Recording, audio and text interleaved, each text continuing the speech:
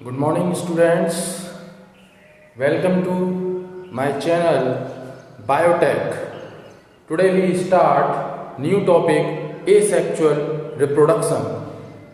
Students, इससे पहले हमने आपको एक टॉपिक बताया था जिसका हमने नाम दिया था लाइफ स्पान, और लाइफ स्पान के बारे में हमने काफ़ी कुछ बता दिया था, रिप्रोडक्शन की डेफिनेशन भी बता दी थी। आज जो ये फर्स्ट चैप्टर का अगला जो टॉपिक है, इस टॉपिक का नाम है एसेक्सुअल रिप्रोडक्शन, और एसेक्सुअल रिप्रोडक्शन कितने टाइप्स का होता है ये हमें समझना है। Number 1 fission, number 2 budding, number 3 fragmentation, number 4 regeneration, number 5 spore formation, number 6 vegetative propagation. तो 6 टाइप का एसेक्सुअल रिप्रोडक्शन होता है। सबसे पहले हम बात करते हैं फिजन की। तो फिजन हमारा दो तरीके का होता है, एक होता है बाइनरी फिजन और एक होता है multiple fission. Next budding. Budding भी हमारी दो तरीके की होती है, एक होती है एक्सटर्नल बडिंग और एक होती है इंटरनल बडिंग।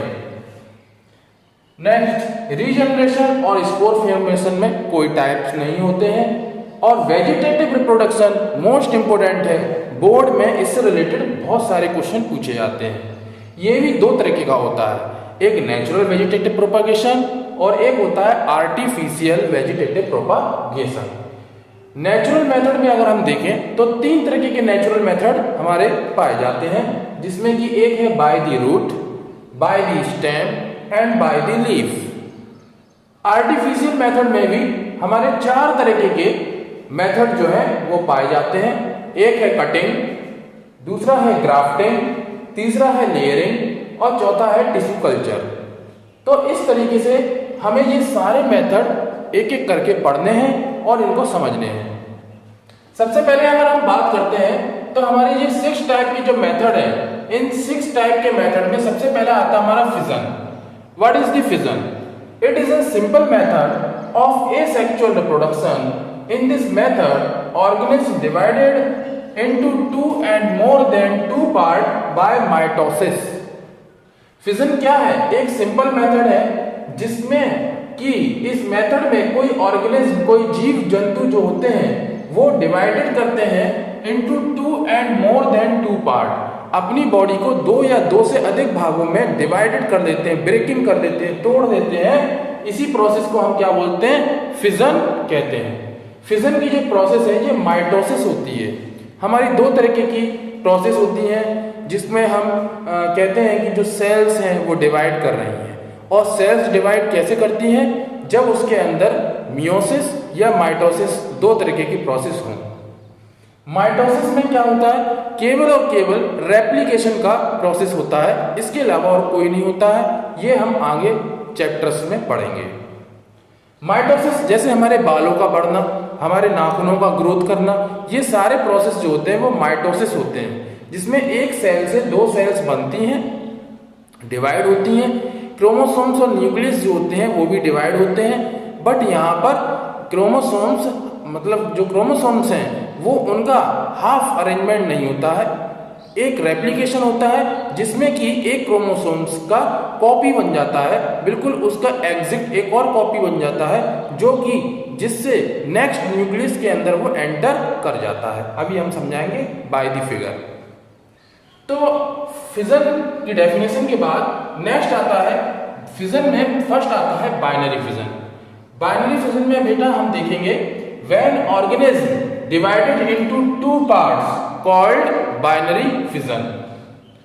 जब कोई ऑर्गेनिज्म डिवाइड करता है कितने पार्ट्स में? 2 पार्ट्स में, इसी को हम बाइनरी फिजन बोलते हैं। देखिए मल्टीपल का मतलब कोई एक बॉडी कई भागों में टूटे, कई भागों में 2 से ज्यादा, 4, 8, 16, 32 तो मल्टीपल होगा। लेकिन जब एक बॉडी केवल 2 भागों में टूटे तो वो केवल और केवल क्या कहलाएगा? बाइनरी कहलाएगा। नेक्स्ट इसकी कुछ प्रॉपर्टी 2 मैंने लिखी है इंपॉर्टेंट, क्या कि बाइनरी फिजन में nucleus divided by replication. Binary fission में जो न्यूक्लियस होता है वो डिवाइड करता है किसके द्वारा? रेप्लिकेशन के द्वारा। नेक्स्ट मैंने प्रोसेस लगाया है साइटोप्लाज्म डिवाइडेड इन 2 पार्ट। जैसे ही न्यूक्लियस डिवाइड हो जाता है तुरंत साइटोप्लाज्म का डिवाइडेशन होना शुरू होने लगता है। तो ये हमारे बाइनरी फिजन के दो इंपॉर्टेंट पार्ट्स हैं जो हमने आपको बता दिए। साइंटिस्ट अभी तक इस बात का पता नहीं लगा पाए हैं कि नेचर में ऐसा क्या होता है जिसकी वजह से जो न्यूक्लियस है वो डिवाइड होने लगता है। ये कुदरती नेचुरली अपने आप होने वाला फिनोमेना है जो कि केवल और केवल हमने इलेक्ट्रॉन माइक्रोस्कोप के द्वारा देखा, स्टडी किया और हमने पाया कि बाइनरी फिजन के अंतर्गत जो न्यूक्लियस होता है वो डिवाइड करके दो कॉपी बना लेता है, उसके बाद साइटोप्लाज्म डिवाइड होता है और देन बॉडी जो होती है वो डिवाइड होके दो नई बॉडियों में कन्वर्ट हो जाती है। एक बॉडी दो नई बॉडी में कन्वर्ट हो जाती है। नेक्स्ट इसके बाद अब हम बाइनरी फिजन को हमने 9th और 10th लेवल तक बाइनरी फिजन को सिंपली वे में इतना ही पढ़ा था, इसके आगे हमने नहीं पढ़ा था।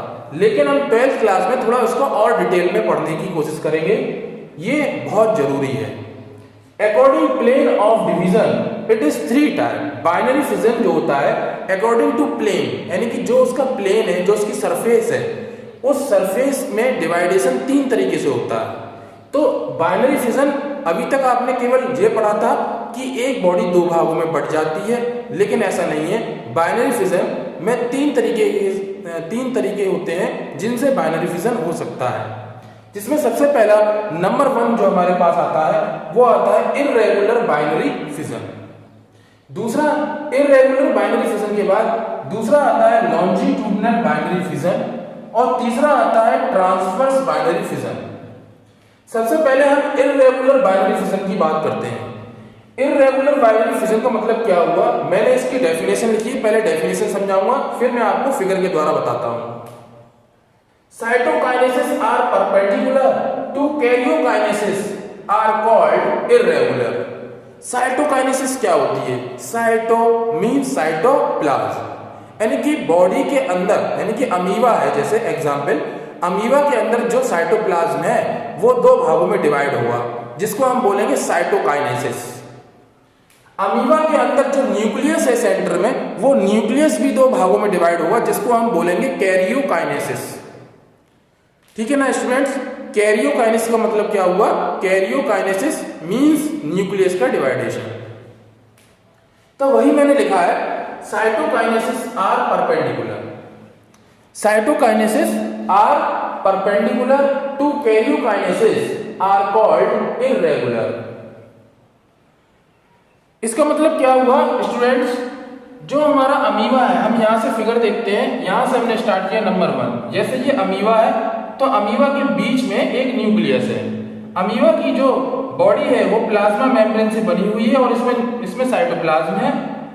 जो इसका न्यूक्लियस है, इसमें हम कई सारे छोटे छोटे न्यूक्लियस होते हैं, 500 न्यूक्लियस इसके अंदर होते हैं, जो कि जिनको हम न्यूक्लियाई बोलते हैं, न्यूक्लियाई। और इसके चारों तरफ न्यूक्लियर मेम्ब्रेन होती है। और ये जो न्यूक्लियाई है, जो एक न्यूक्लियस के अंदर है, ये किसके द्वारा है? क्रोमेटिन के द्वारा। यानी कि हम ये कह सकते हैं कि क्रोमेटिन ही न्यूक्लियस के अंदर है, जिसके चारों तरफ कैरियोप्लाज्म लगा हुआ है और वो कई सारे न्यूक्लियाई को डेवलप कर रहा है, बना रहा है, उसके अंदर बने हुए हैं उसके अंदर। अब यहां से क्या होता है, ये जो हमारी बॉडी है अमीबा की, ये हमारा फेज कहलाता है। इसको हम बोलते हैं इंटरफेस और प्रोफेज। इंटरफेस और प्रोफेज का मतलब ये हुआ कि जब न्यूक्लियस के अंदर डिवाइडेशन होना स्टार्ट होगा तो हमने इलेक्ट्रॉन माइक्रोस्कोप के द्वारा ये सारे डिवाइडेशन के मेथड एक एक करके देखे कि आखिर किस तरीके से डिवीजन इसमें होता है। तो सबसे पहले अगर हमने अमीबा देखा तो अमीबा के अंदर इंटरफेस पहला है। इंटरफेस या प्रोफेज कुछ भी, दोनों ही बोल सकते हैं। इसमें हम क्या कहेंगे, न्यूक्लियस इस स्पिंडल से, न्यूक्लियस जो है वो एक शंकुनुमा आकृति का हो जाता है, जिसको हम बोलते हैं न्यूक्लियस इन स्पिंडल से। नेक्स्ट पॉइंट आता है हमारा सेकंड वाला। अब इसमें अमीबा क्या हुआ, न्यूक्लियर स्पिंडल बन रहे हैं, यानी कि मेटाफेज कलेक्ट क्रोमेटिन इन सेंटर, यानी कि दूसरी पहली फेज इंटरफेज और प्रोफेज है, ठीक है। और दूसरी फेज हमारी आती है मेटाफेज। मेटाफेज में देखिए ये सारा जो प्रोसेस है ये माइटोटिक डिवीजन में चल रहा है और हमें इस माइटोटिक डिवीजन की सारी फेज जो है वो हमें समझनी होगी कि किस तरीके से डिवीजन हो रहा है। तो दूसरी फेज मेटाफेज। तो पहली फेज जो इंटरफेज थी उसमें अमीबा के अंदर क्या हुआ, न्यूक्लियस जो थे वो स्पिंडल शेप हो गए, शंकु की आकृति के हो गए, और मेटाफेज में क्या हुआ कि जो क्रोमेटिन था वो बिल्कुल कलेक्शन होने लगा उसका न्यूक्लियस के सेंटर में। देखिए आप, ये जो न्यूक्लियस है इसके सेंटर में बिल्कुल कलेक्शन हो रहा है इसका क्रोमेटिन का, दोनों ही न्यूक्लियस में। ठीक है, तो हम इसको बोलेंगे डॉटर क्रोमोसोम्स। ये जो दोनों क्रोमेटिन बीच में सेंटर में कलेक्ट हो गए हैं, इसका मतलब ये मेटाफेज आ गई। अभी यहाँ पर मेटाफेज नहीं थे, यहाँ पर क्या हुआ, जो न्यूक्लियस इस तरीके से गोल था वो थोड़ा शंकु की आकृति का हो गया, और उसके बाद फिर क्या हुआ, न्यूक्लियस जब ऐसा था तो इसके बीच में जो क्रोमेटिन था वो बीच में आ गया, तो हम इसको बोलेंगे डॉटर क्रोमोसोम्स। तो इस तरीके से मेटाफेज, और इसके बाद आती है अर्ली एनाफेज। अर्ली एनाफेज के बाद, अर्ली एनाफेज में भी वही कंडीशन रहेगी। उसके बाद मिड एनाफेज और लेट एनाफेज, दो फेज आती हैं। मिड एनाफेज और लेट एनाफेज में क्रोमोसोम्स एट दी पोल। अब जो क्रोमोसोम्स जो बीच में थे वो कहां आ गए, पोल पर आ गए, इस साइड पर, यहां पोल पे आ गए। पोल पे, देन पोल पे आने के बाद ये जो मिड एनाफेज और लेट एनाफेज है, इसके बाद आती है टीलोफेज। टीलोफेज में क्या होता है कि जो साइटोप्लाज्म है वो डिवाइडेड होता है इन टू पार्ट। न्यूक्लियस एंटर कर जाता है किसके अंदर, साइटोप्लाज्म के अंदर। देखिए स्टूडेंट्स ध्यान से देखेंगे, कुछ नहीं है, सिंपल है। इर्रेगुलर बाइनरी फिजन का मतलब क्या हुआ, देखिए ध्यान से समझिए। इर्रेगुलर बाइनरी फिजन का मतलब हुआ कि साइटोकाइनेसिस और कैरियोकाइनेसिस दोनों एक दूसरे के परपेंडिकुलर होते हैं। ठीक है, इसलिए हम इसको इर्रेगुलर बोल रहे हैं। अगर रेगुलर होता तो क्या बोलते कि साइटोकाइनेसिस और कैरियोकाइनेसिस एक ही डायरेक्शन में हो रहे हैं। ठीक है, जैसे सपोज दैट ये डस्टर है, और इस डस्टर, ये जो डस्टर है ये हमारा साइटोप्लाज्म है, और ये हमारा क्या है, न्यूक्लियस है। तो जब ये दोनों डिवाइड होंगे तो ये एक ही प्लेन में डिवाइड होंगे, एक ही प्लेन में, तो ये रेगुलर में चला जाएगा। लेकिन जब ये डिवाइड होगा बीच में से, और ये डिवाइड होगा इस तरीके से, मैं आपको बता रहा हूं, इस तरीके से डिवाइडेशन जब हुआ तो हम इसको बोलेंगे परपेंडिकुलर। मतलब कि जो न्यूक्लियस है वो किस तरीके से डिवाइड हो रहा है, वो इस तरीके से डिवाइड हो रहा है। ठीक, न्यूक्लियस का डिवाइडेशन इस तरीके से हो रहा है, और जो साइटोप्लाज्म है उसका डिवाइडेशन इस तरीके से हो रहा है, इसलिए ये परपेंडिकुलर हो गए। तो आपका जो हम बोलेंगे कैरियोकाइनेसिस और साइटोकाइनेसिस एक दूसरे के परपेंडिकुलर है, इसलिए हम इसको इर्रेगुलर बाइनरी फिजन बोलते हैं।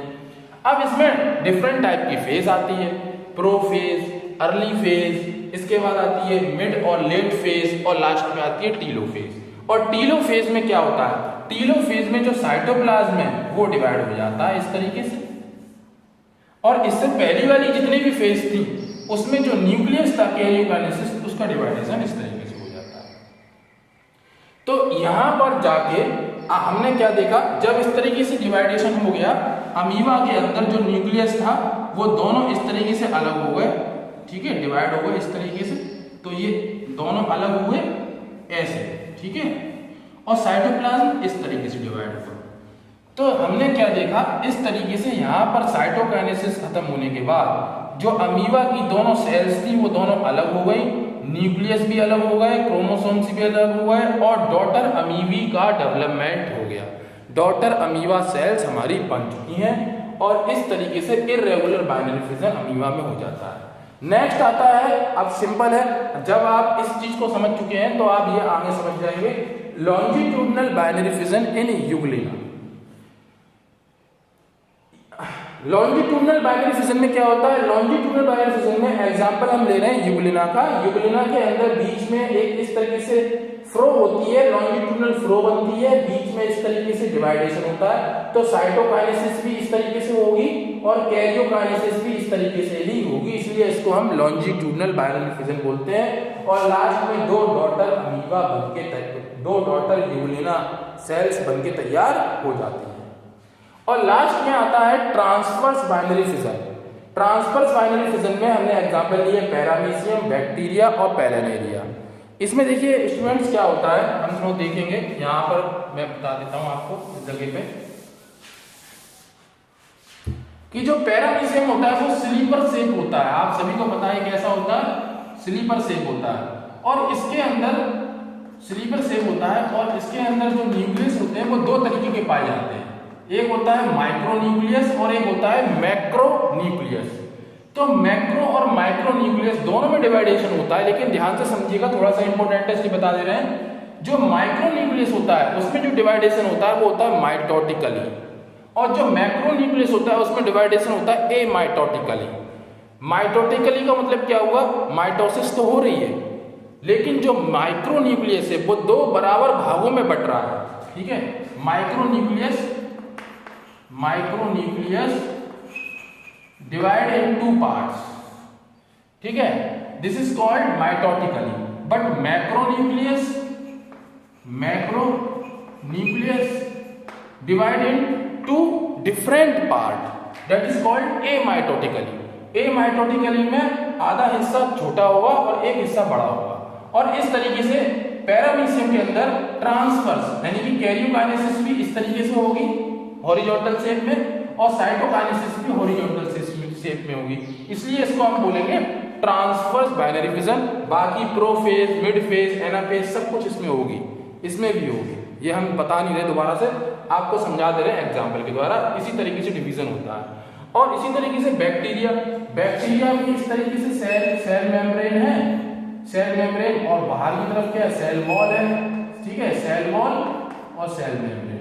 तो सेल वॉल, सेल मेम्ब्रेन, इसके बीच में कॉन्स्ट्रिक्शन होगा। सेल मेम्ब्रेन के बीच में धीमे धीमे ये कॉन्स्ट्रिक्शन बढ़ता जाएगा, न्यूक्लियस जो है इसका डिवाइड होता जाएगा, ट्रांसफर दो न्यूक्लियस हो जाएंगे, और इस तरीके से आगे चल के दो बैक्टीरिया की सेल्स बनके तैयार हो जाएंगे। प्लेनेरिया में भी इसी तरीके से होगा। ठीक है,